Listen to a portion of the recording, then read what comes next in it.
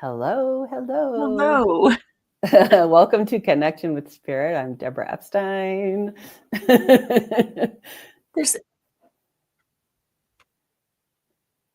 all right, where is it coming from? Oh, there's two of us. That was my fault. I'm like, everything's on mute. What's going on? Oh, welcome to my tech world today. Everything's on holiday, including tech. All right, let's try that again, Deborah. I'm sorry. Welcome, everyone. Connection with Spirit. And Deborah's going to just lead us in through a little, reminder of,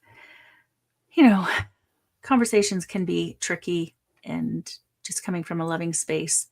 You said it so eloquently before we jumped on, and Let's now hope I can repeat it. Yeah. you'll never be able to repeat it. But I can the do gist of it. that. Yeah. Well, first I want to start with I don't know if we were muted, so I guess I'm Deborah Epstein from the Cosmic Dreaming Lodge. And I'm happy to be here with all of you, talking about all these things going on in the world. And I pulled a card for us. It's regeneration, which I think is a perfect way of kind of leading into our conversation today. So one of our things that we were talking about, and I won't say concerned or worried about, but with understanding and mindfulness, that there's a possibility that we're going to be touching on things that may be a little bit sensitive, that may stir you up in a way. And we just want to say that this is a forum where we really are committed to creating in a way that is moving toward connection and love and openness. And so it's not about my opinion is the only one. We want to start kind of not mirroring, but being in responsibility with being how we want to see the world. And so to do that, we get to play in that field here by creating a safe space for all of us to be heard, for us to all listen, and to start setting into motion what we want to see in the world, and having varied opinions about what's going on in the world, whether you're afraid of it, whether you agree with it, whether it makes you angry, whatever your emotion is around it, whatever your opinion is around it, you're a piece of the whole. Each one of us is, and each one of us uniquely makes up the entirety of the world that we live in. And so we each hold a piece, we each have something important to say. And if we start acting as if in that way moving forward, this is how we change. This is how we regenerate and create what it is that we're all wanting. So I think that kind of sums it up. Anything you want to add to that? Or no, that seems very fair. Just there's so much happening in the world right now. So many things that we may have very strong opinions of, and which is fine. We can all have our opinions, but how can we move from that place of love, and how can we, connect to one another with that, knowing that all of us in some way are being impacted by things that are going on around the world. mm-hmm. Yeah, absolutely. So yeah, we were just, talking about just before we hopped on, because we usually spend some time before we hop on, just sort of recapping some of the things that have been going on in the world the last little bit. Now I'm in Canada, and so we hear a lot about the States and all the things going on, especially right now, all the changes that are wanted by some. And I come from a very different perspective as a Canadian, and we've doubled down on patriotism in a way we've never done before. I would never have maybe described Canadians as patriotic until the last few weeks. we are, we're all, I think for the most part, we love our country and we're glad to be here. Very much want to be our own country. but we've really doubled down on this patriotism since it's been questioned, been questioned. And so, yeah. Do you want to share like some of the things that you're seeing your country men, women are doing, and some stuff maybe like that you're doing in demonstration Yeah. of what's being received by your country? One of the biggest things that I've seen is really shop Canadian, right? Which has never been a thing before. I mean, we'd have people like, oh, we really should shop local. And, as a fan of the farmer's market, I love shopping local, but the stores are doubling down on it. The people, we have new apps that have popped up so we can scan groceries and things like that to see where they're coming from. Oh, wow. There's liquor stores who are emptying their shelves of American alcohol and promoting Canadian more, or even other countries as opposed to American. So there's a lot of impact, plus travel, right? I mean, I knew personally I wasn't going to be in your country for the next 4 years. That was a guarantee for me. I didn't go the 4 years previous when he was in power. And that's a personal decision, safety reasons. As a gay, outspoken woman, I didn't feel safe being there. And I definitely don't now. But everyone I'm talking to, people who would never have really maybe considered taking a stand, are like, no, I'm not spending my money there. And I know it's really impacting a lot of the border cities and things like that, because, people travel across for, cheaper groceries, or even just different groceries, because there's foods and things we can't get, but people aren't doing that anymore. And so, we're not traveling back and forth. And so, yeah, it's been really interesting to watch that sort of patriotism be intensified, right? And there are probably people who do want to become American. Maybe we should swap the people who want to become Canadian. We'll just swap people out. I wish your country was warmer. Well, I can get up to plus 40. I can also get down to minus 40, but I can get up to plus 40. So well, we have plenty of heat. It's true. It's true. Yeah. I was listening to Charlie Angus, which is it's not House of Representatives, but your House of Commons, Member of Parliament. Member of Parliament speaking. And I just want to, like, if you're listening to this, start listening to like how what's happening in our country is affecting other countries. What is it making them talk about? What are they doing as a result? Because we're in this really interesting place where we're a globe, and it's not just us against the world. The days of America being the superpower and dominating everything. We're not in a world of dominance. It's like the divine feminine rising. It's coming into a balance, which isn't a 50-50 balance. It's really a 1/3, 2/3 feminine, 1/3 masculine. And, we're meant to be like creators of our reality, and to know that we're part of a whole, that it's not a hierarchy that we've been shown. And how you have value is changing, right? Like I wrote a Substack post about, is it really about the money and time? But it started out as a post about, is it really about the money? Because how many of our decisions are born out of fear of money or the lack thereof, and then the not enough time, because we're running around trying to make the money, because we're kind of stuck in that survival, because we're trying to kind of, I don't want to say keep up with the Joneses, but just freaking keep up, We used to want to keep up with the Joneses. Now we just want to keep our head above water, right? Yeah, we want food for our table, right? And clothes on our backs. And, I've kind of really shifted how I live and, how I create in my world. And, I had to move through a lot of my fear of lack is really all it comes down to, because I don't have a fear of money. I have a fear of not enough. and how that not enoughness kind of translated into, how I do everything. If I'm not enough, and that means like, this thing isn't good enough, so I'm going to hesitate in putting it out into the world. But I also, at the same time, it's important to do that work, to do your inner work, to look within and see what hangs you up, what stops you from creating a beautiful life for yourself.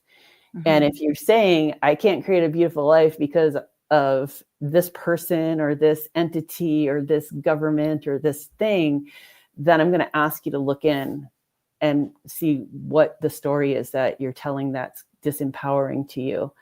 Because I love that I picked this regenerate card. We are the creators of this. We matter. It's like really stepping in and knowing who you are and who we are. I just always get this when I talk about this. I get two images. One is of a tapestry, a weaving that we each are a thread, an autonomous thread, and that we choose to weave together, right? Not be told how to weave, right?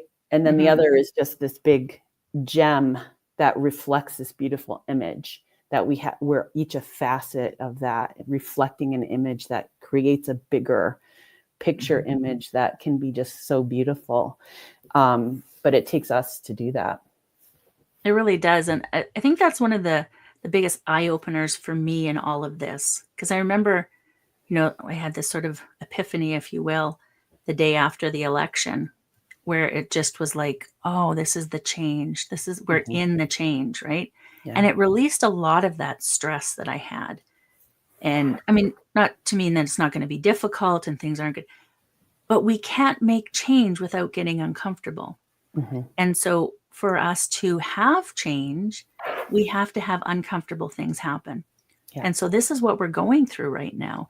And if we can come at it from that perception or some, semblance of that perception, then it may allow us to move a little more from the space of love, like not just a person or a thing that's happening, but an overall sense that we need to be uncomfortable for change to happen.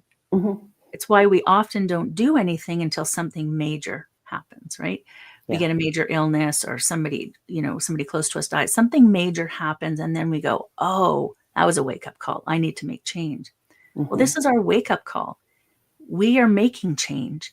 And so to continue that, it's going to continue to be uncomfortable because it's not going to be a quick thing. It's not going to be done in, a month or 4 years or whatever it is. It's a continuous thing. We're in it, but we're deep in it now.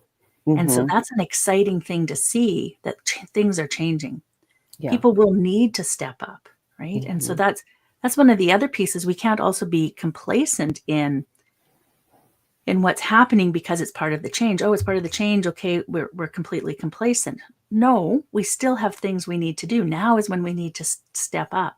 And it could be little things, but every little thing, when we combine it together, makes a difference.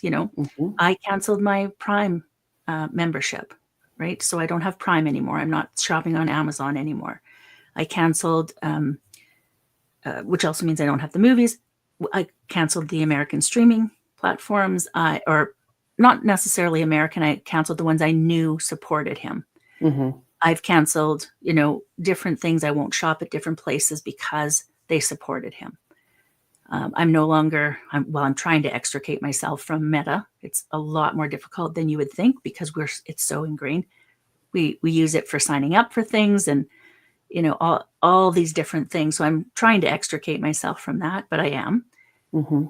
I have never been an X user, so I didn't really have to worry about that, but I definitely wouldn't be supporting that.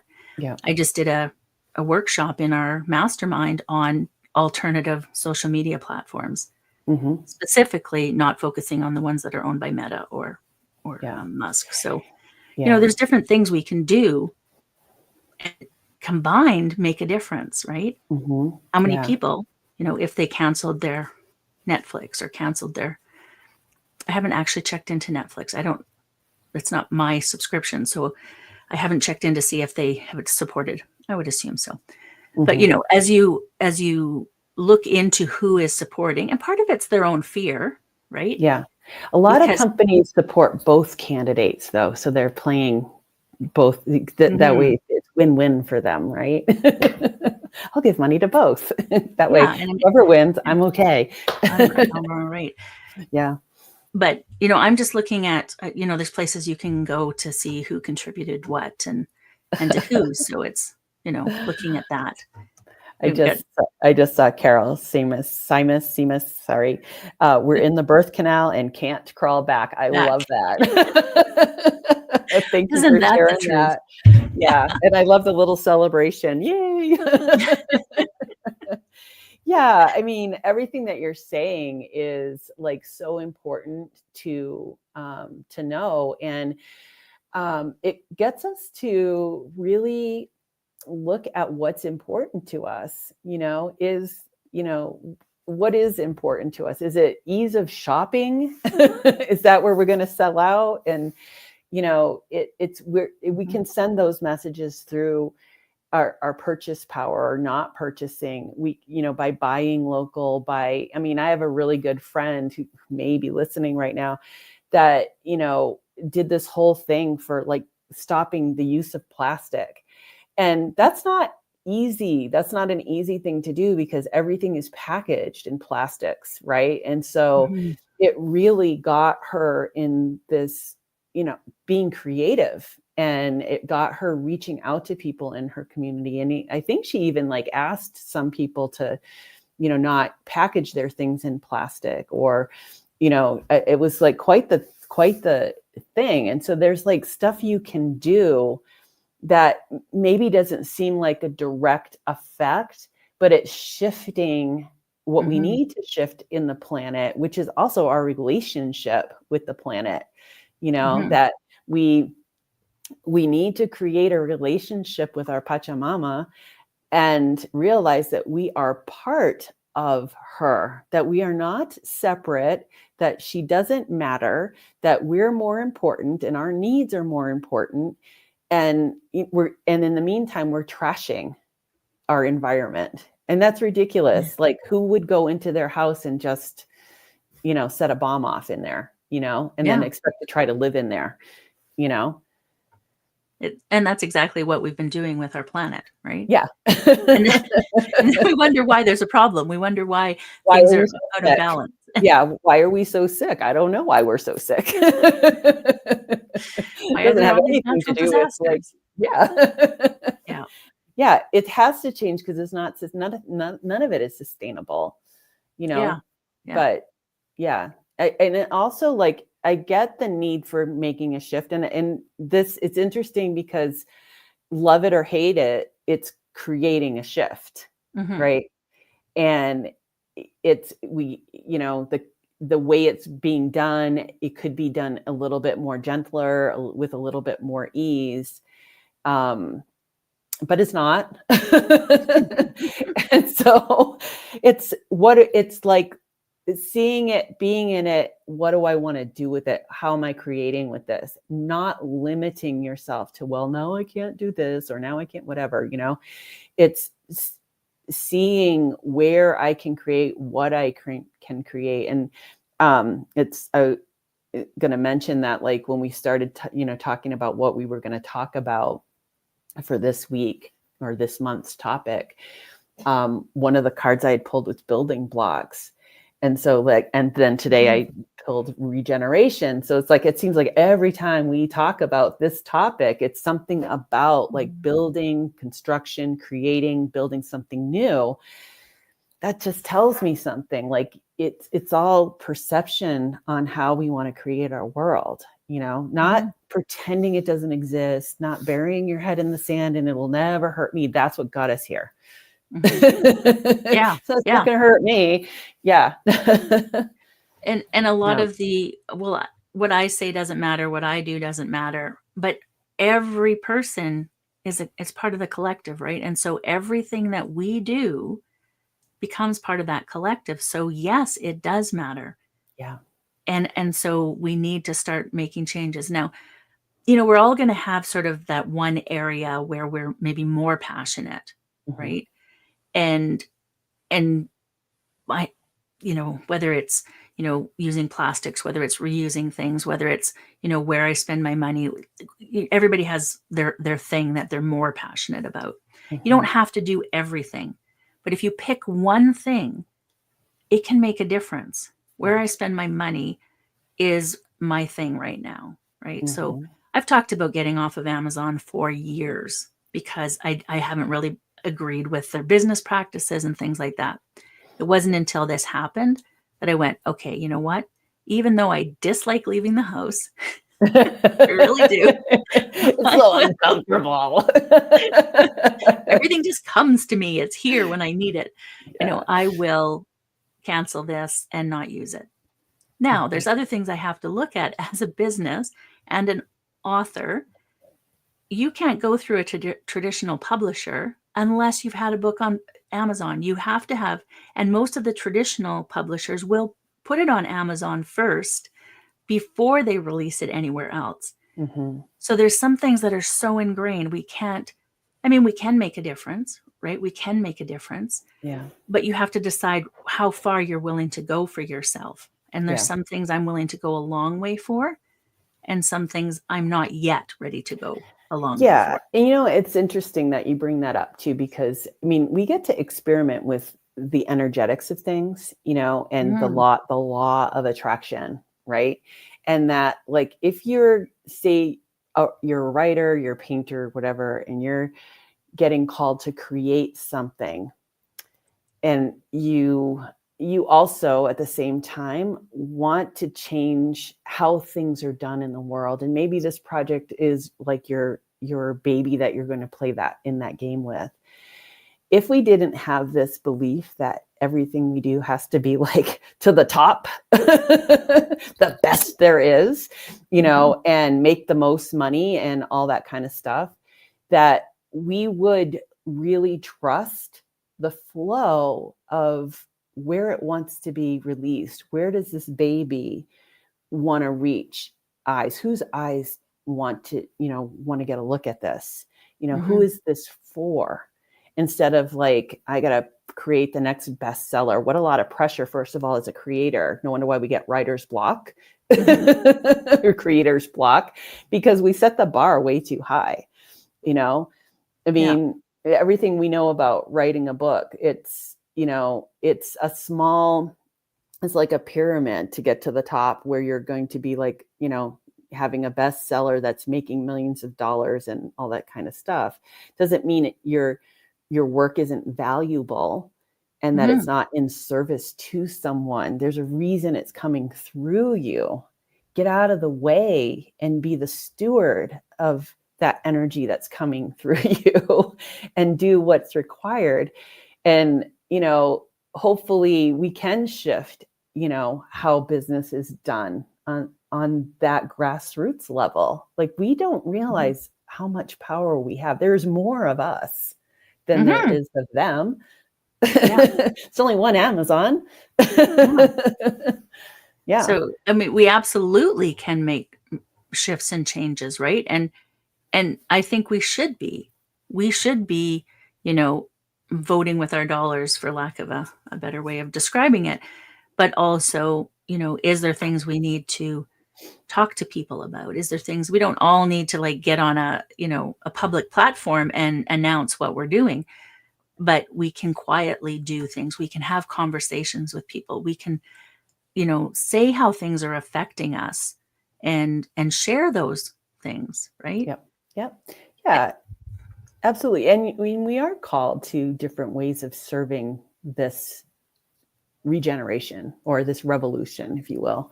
I was talking to a friend last week that was calling it a revolution, and she's right. It is. We are in a revolution, and I'm not going to be the activist. That's not me.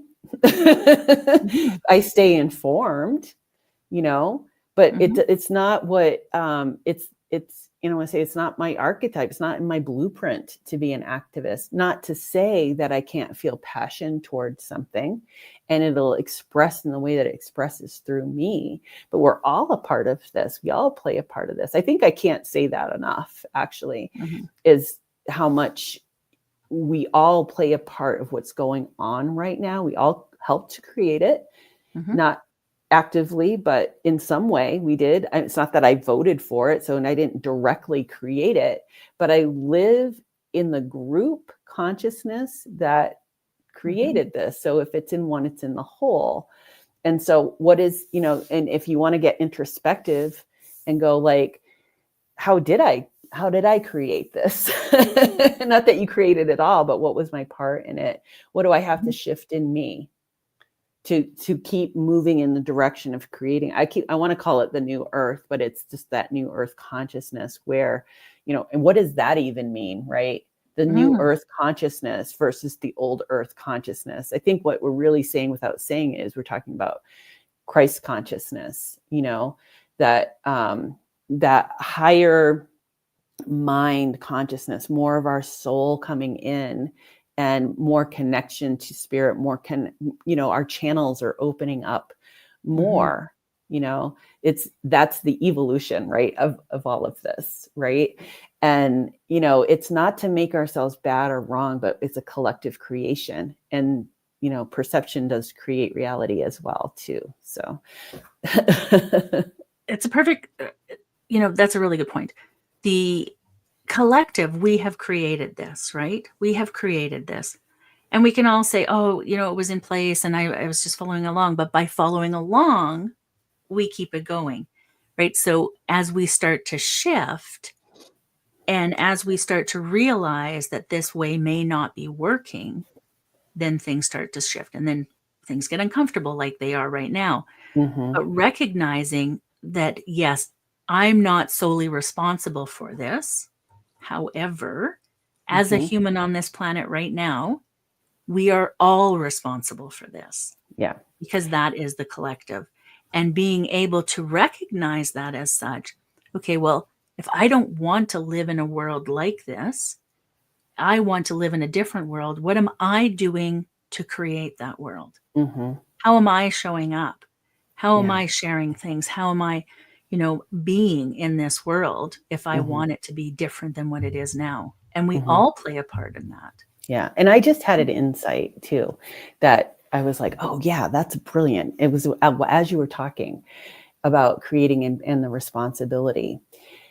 Let's not make any of ourselves wrong. If it's in one, it's in the whole, and this is the result we got, right? It's an ongoing process, evolutionary, revolutionary process that,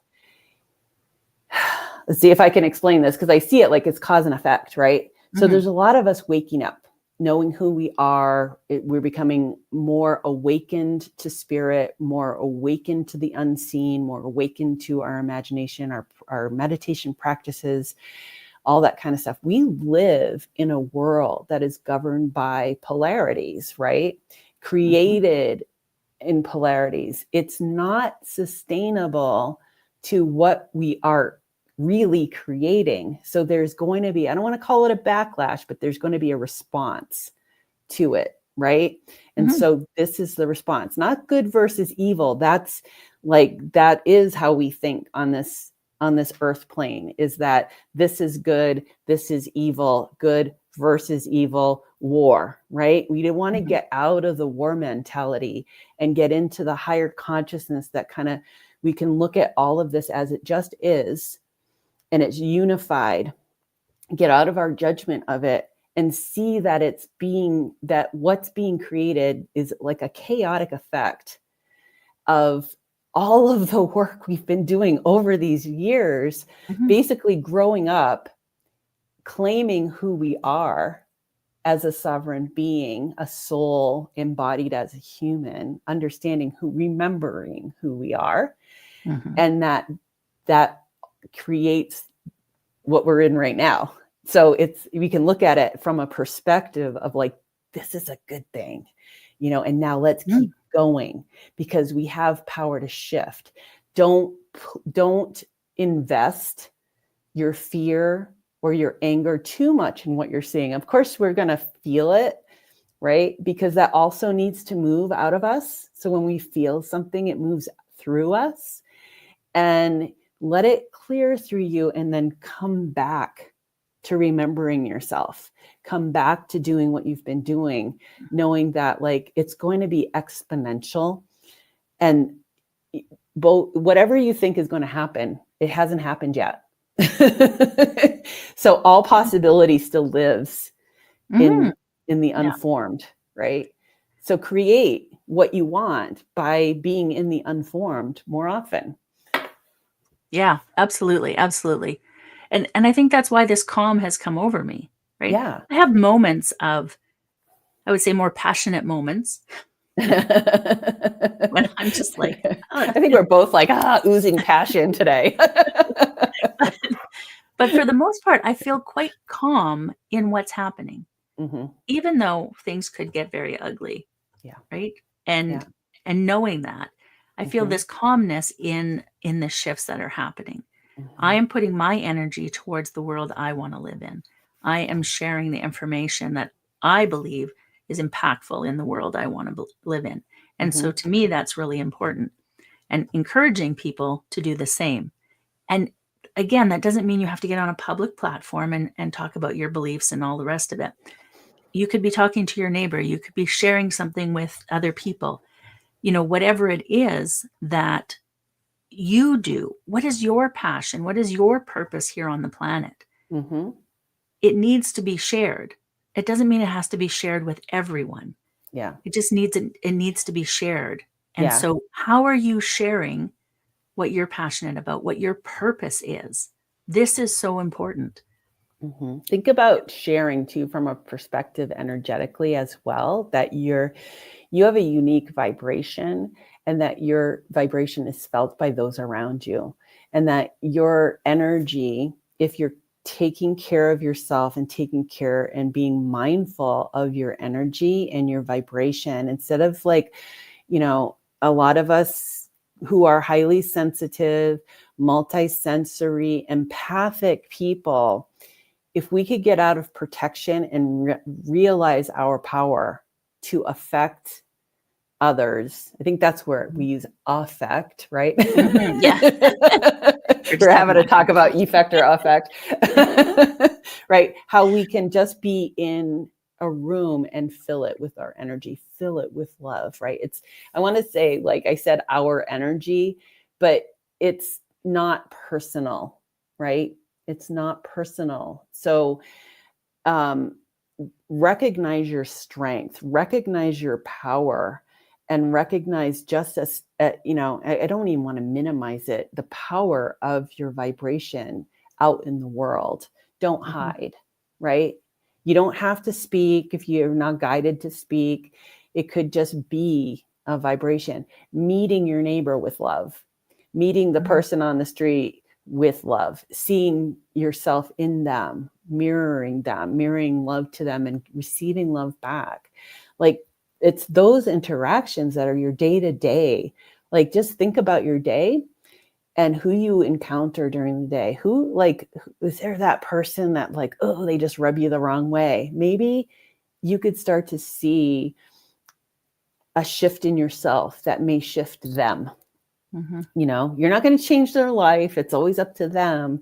But maybe those moments of engagement with another person can be more loving, more peaceful. You never have to like go talk to them if you don't want to, but you got to see what's in you, what's triggering you, or, manifesting in you, if you will, so that you can take care of that, take care of that, shift it for yourself, and then see what happens as you walk through the world.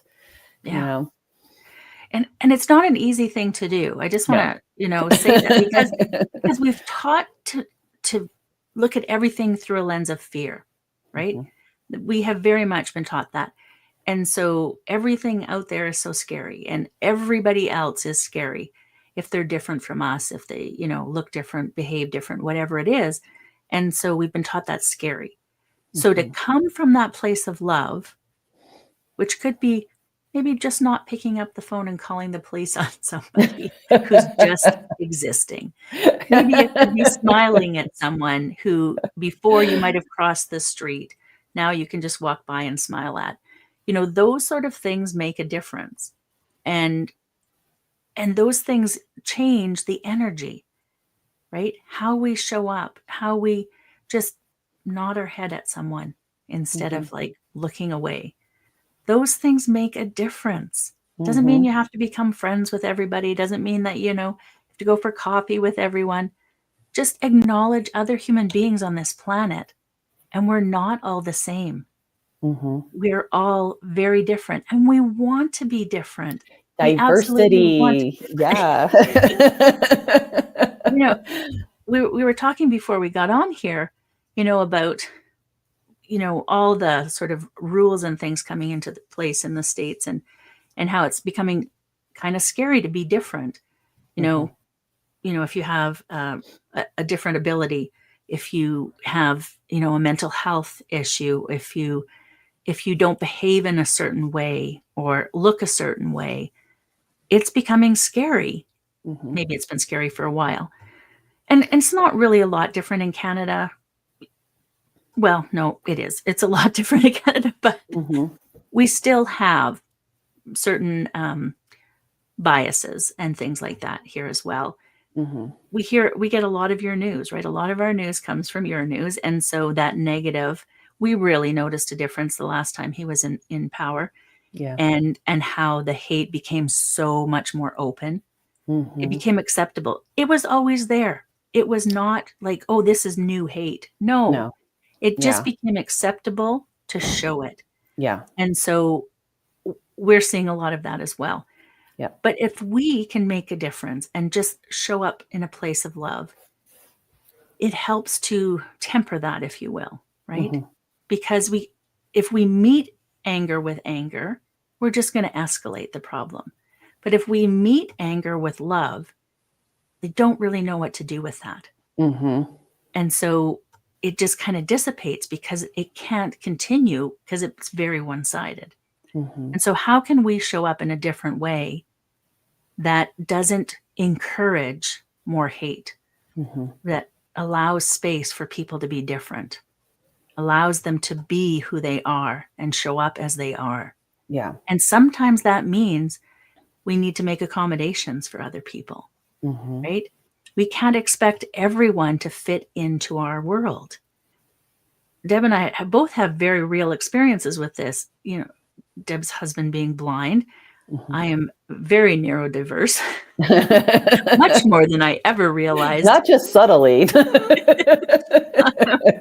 And I was busy trying to fit into the world and do all the things. We're definitely having some tech issues today. So when I was busy trying to fit into the world and be the same as everyone else, it cost me, and it nearly cost me my life. And so really allowing us to be different, I'm sure Deb will be back in just a moment, but allowing ourselves to be different and be okay with that and make spaces for people so that we don't lose more people than we already have, right? Because the hate that we're putting out into the world, and it may not be you specifically, but the hate that's going out into the world, people are dying because of it, right? Mhm. So, what can we do to make a difference in bringing more love into the world? And it's just showing up in that space of love. You don't have to do anything special. You don't have to take a stand. You don't have to, you know, stand. You just need to show up and be from that place of love. That's Mhm. all. That's all you Mhm. need. That's all. Love is all you need. Who said that? That's vaguely familiar. Isn't that amazing though? Like our songs from the 60s, the Beatles, and how it's so freaking timely. It's like we've been hearing these songs and they're wonderful, and you know Mhm. we're still learning it, so that tells me that we're not going to get it overnight, that there is going to be a point, that tipping point, the 100th monkey theory, where things just, you have to come to that head to Mhm. shift, right? And I don't know if everyone knows what the 100th monkey theory is, but apparently the story goes that monkeys on a certain island, one started washing her potato, and then the other monkeys started to see. And so the whole troop started washing their potatoes before eating them. And then what was observed was across the island, where there was no interaction between the troops, that that other troop just spontaneously started washing their potato. So that's where the idea of the 100th monkey theory came from. And that it's just something that happens in consciousness. Another interesting thing is also, if you take a metronome, there's actually like YouTube videos on this, when you have a bunch of metronomes, and they're all going at different paces, that after, I think it's about like a minute and a half or so, they start to synchronize and they start to all move in the same direction, right? So that's also something that it's a phenomenon that occurs in our world, that over time, there's a shift that happens, that we come into synchrony, that, that, especially, I love the metaphor of the metronome too, because it's talking to chaos. Everything's in chaos. It's chaos theory, right? You do something, it creates chaos in the field. And so everything's going every which way, which is probably where we are right now. And then eventually things sync up, right? And everything starts going in a peaceful way. So everything is cyclical. And I think it's remembering that. That is the great thing about knowing these things, these phenomenons, or these metaphorical scientific things, is that there are laws of the universe that are applicable. You can't break those, no matter how much immunity you're given. And the more we know about that, like the Hermetic wisdom and the 7 principles of the universe, and I think there's some that are like 14 principles of the universe, that they're just laws. They're laws of creation. They can't be broken. It's operating system. You just don't know where you are in it all the time. Yeah. Right? Yeah. And so we think that it's never going to end, this chaos. And then we'll hit that tipping point, and then we'll settle into the new. Yeah. And so we don't know where we are in that. Yeah. I can see the change. I can see where it's going, very clearly get these messages, but I don't know exactly where we are or when it's going to be there. Yeah. And I think that's where our intuitive, like being in tune with ourselves and feeling our intuition without giving it a story. So just like how I ask people to feel that emotion that needs to move, feel that fear that needs to move, stay out of the story of it. The minute we start to ascribe a story to a feeling, we get caught in that loop, right? And that, I'll tell you from personal experience, is not an easy thing. When you're moving fear, you have to walk yourself through it. Like I can remember going, there's no story here. There's no story. It's just fear. It's just moving. I'm just going to let myself feel it. And then like, okay, I'm going to just breathe into it, let it move, and not give it a story. It takes a lot of practice, and it also takes a lot of diligence and awareness and staying on top of it. But it's worth it, because if you can let your fear move and not be the driver of what you're creating, it's so powerful. It's why I can stand here in front of you and say this with confidence, that you are powerful. I know you are, because I am, and Larissa is, and you're not any different than us, but you're uniquely and vastly different. All at the same time, Yeah, absolutely. The idea of fear too, and we often think we don't have fear because we push it so far down, like all our other emotions we've been taught to push down. And yet it's what stops us from doing things. It's what stops us from showing up fully. It's what stops us from being our most authentic selves. I would never have said, in the first 40 years of my life, that I was fearful. And yet when I look back, that's all I was doing, was living in fear. Yeah. Right. And it acted out in different ways. And some people thought I was super courageous and did all of these things. But really, I wasn't living my authentic life. I wasn't living authentically, which means I was living in fear. And so that is huge. And as you start to uncover that, you're going to have a lot of bumps in the road as you figure things out, right? Who is this? I've had to learn, like, in my 50s, I'm coming up close to 60 now, Mm-hmm. and I've had to learn who I am. I don't know that I fully even know yet, Mm-hmm.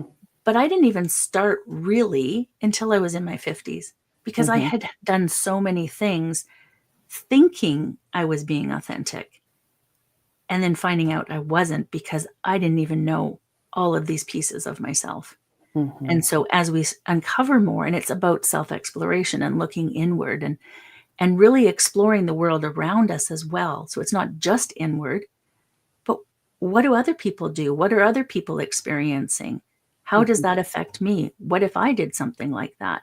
Mm-hmm. Looking at all of those things to see how we want to live our own lives help us. That doesn't mean we should adopt something because, oh, it worked for them, it's going to work for me. Right. But exploring, is that something that would work for me? Is that Mm-hmm. something that would benefit me? Mm-hmm. And as we Mm-hmm. all do that, we shift into our most authentic selves. We can Mm-hmm. come much more easily from that place of love. Yeah. Right? Yeah. Yeah. Yeah. I mean, when I look back at myself, I'm not even, I mean, I maybe look, you could tell from pictures that that was me, but like, yeah, I was very mousy, very afraid of my own shadow, living in a very small town with a small, a small sense of self. And, I look over the course of my life, because I am 60, going to be 61 this year, looking over the whole arc of my life. It's like I've lived, 6 to 8 lives in one life, weaving in and out. And what emerges is a me that is, I want to say, ever authentic. It's becoming. So when you ask that question, I think it's that eternal question: who am I and why am I here? And I think you can always ask that: who am I? And I don't think it's a finite answer. Mm-hmm. I remember someone, like, gosh, I was like in my 30s, some kid asked me that. I was working at a sandwich shop. I was being artist, so I had to work in a bakery and sandwich shop. But it actually, like, it paid off because I got real, known in the community, so people would hire me to do murals and stuff like that. So it was a good move. But anyway, somebody had asked me that. He was like in high school, and I was like, 32, 33, somewhere in there.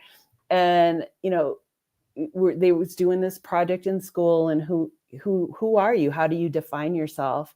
And at that time, it was really kind of, art had opened me up to spirituality. So I'm like, well, I'm just a soul living in a body. That's all. And so that was my answer. And the kid was like, wow, that I never would have thought to, like, say that, but yeah, it is who am I? We're always uncovering and rediscovering or discovering ourselves. And I think that's part of our being an artist in your own life, is that you're never done becoming. We're always evolving and transforming.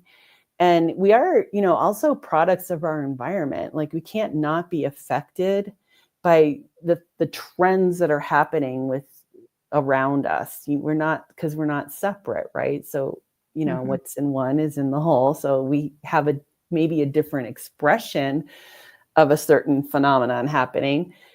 But that's, I think, really key to remember. It's a unique expression through you. And that also, I wanted to point out too, when we're talking about freedom of expression, that if I want my freedom to express, that means I can't call wrong someone else's expression that they truly believe in, no matter how much I vehemently hate it. Because it's who am I? I'm just doing the same thing, Mm-hmm. trying to shush someone else, but it's hard. And even as I say that, and I'm going to be super honest, even as I say that, part of my mind jams up, because, like, oh, they're just so wrong. So it's the work in progress, right? It absolutely is. And Carol, I just want to say I saw your comment. Thank you. Yes. I think a lot of us know this feeling, not knowing who we are and finding the way as we go. But just on that note, Deb, that's the truth, right? We want to be able to express, we want to be able to share, and then we don't want to listen to other people. Where I do draw the line is how you are sharing, right? Yes. Yes.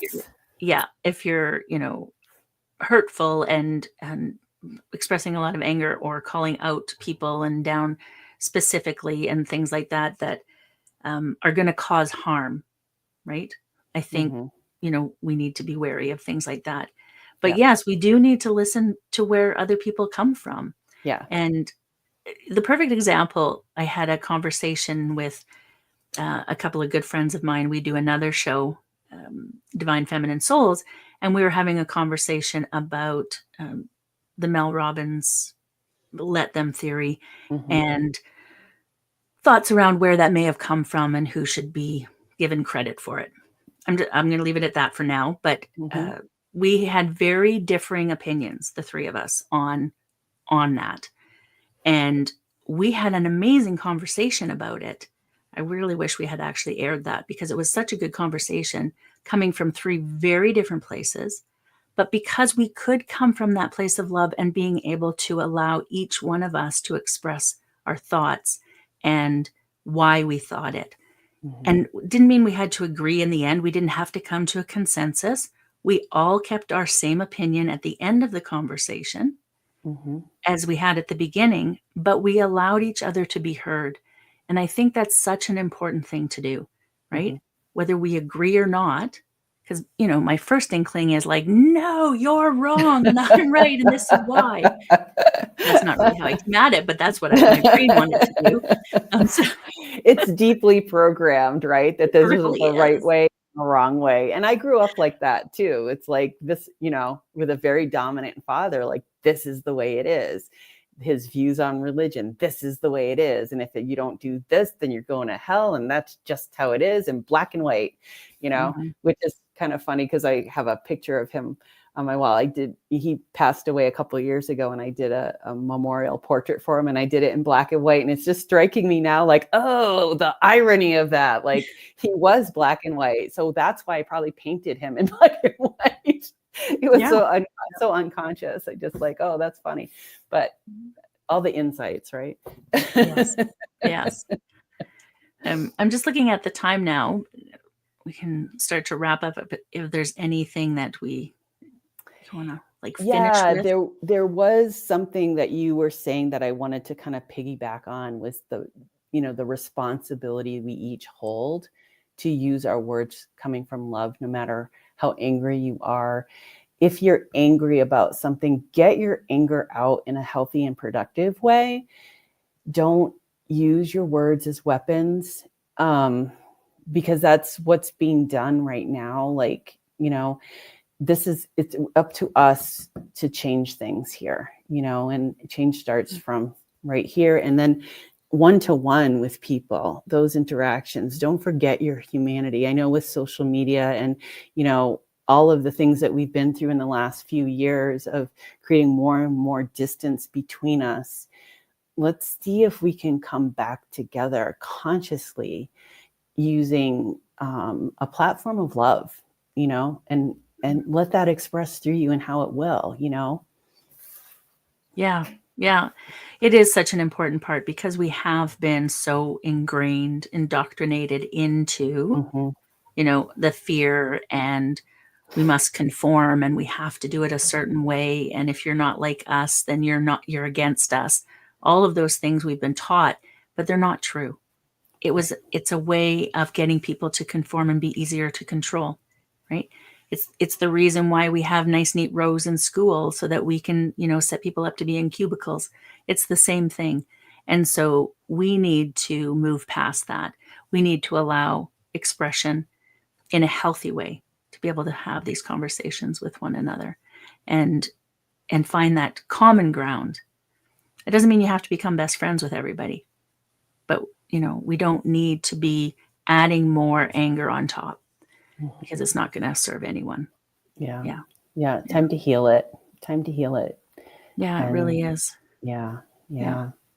So, what are you up to in the world? in your Oh, business, well, in your life? yeah. I mean, we have lots happening. Of course, our Align Business Building Mastermind is growing and doing all sorts of fun things. We have our newest book in our book club, which started a whole debate. The Let Them Theory, Mel Robbins, is going to be our first book in this new format that we're doing. And yes, I do know the backstory now, not when I first announced it, about Cassie Phillips and the poem and the movement she started and the tattoos. I do know all about that.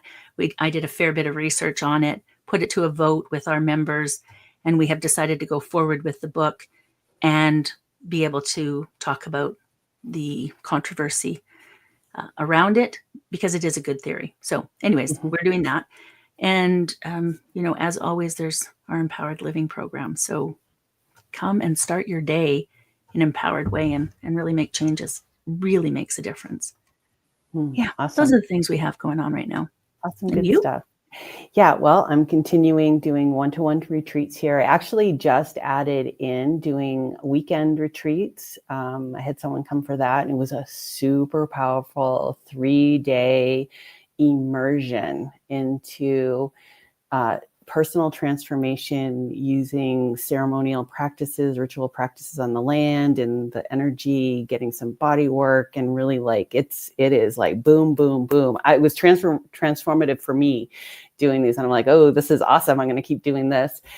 So weekend long versus week long. Well, I'm still doing the week long ones too. Adding in group.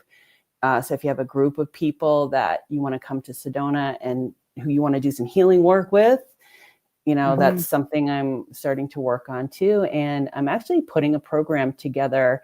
I'm not sure when it's going to launch, but the working title right now is Self-Love, Self-Care, Self-Heal Practices. It's like I'm thinking like a 30-day challenge of practices that will get you to see your power when you start coming from love, how you have the power to heal when you start caring for yourself and you start loving yourself, that your body will do that. So the whole program is kind of tailored for that kind of aha experience. Yeah. So that's, some of the things I have in the works over here. Excellent. And our links are below, to find both of us there. And we will be back again next month. Or you can hear us speak in a number of places. We're both in the Vision Summit. You're live today, Yeah. and I'm live towards the end of the month. And, Yeah. Cool. so different places you can find us as well. But just check out the links below. And we will see you next time. Thank you for joining us. Awesome. Thank you all.